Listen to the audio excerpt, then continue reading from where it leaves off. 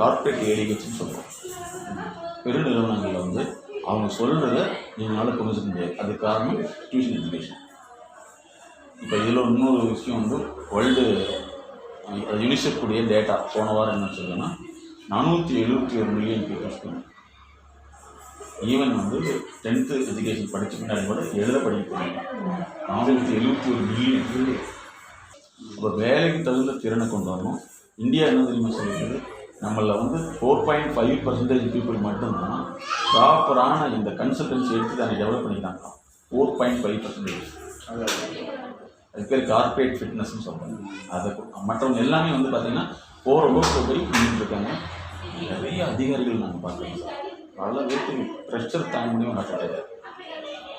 Because அந்த விஷயத்தை deal பண்ண முடியாது. நீங்கள் வந்து தகவல் வேறு அறிவு வேறு. நான் அடிக்கடி சொல்கிறதுனா தகவல் வேறு அறிவு வேறு. நீங்கள் எல்லா தகவலையும் படித்து எங்களை சொல்லிடலாம், ஆனால் அதை செய்ய முடியாது. சரிங்க. அப்போ என்னென்னா, ஒரு நீங்கள் அப்பா அம்மா நீங்கள் வந்து சொன்னால் கேட்டுக்கிறீங்க, கரெக்ஷன் பண்ண மாட்டீங்க.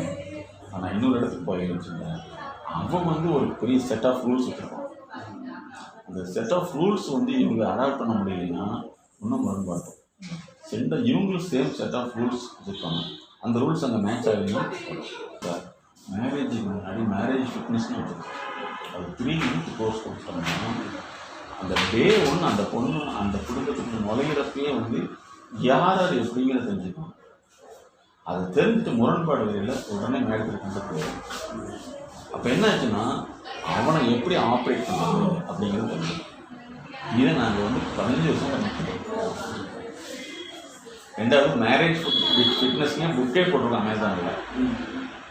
அதே மாதிரி வந்து இன்றைக்கி இந்த லவ் ப்ராப்ளம் நிறைய அதிகமாக அதை வந்து அவாய்ட் பண்ணுறதுக்கு லவ் டி அடிக்ஷனே கொண்டு இருக்கும். Digital de addiction, drug de addiction, love டி அடிக்ஷனே கொண்டு இருக்கும்.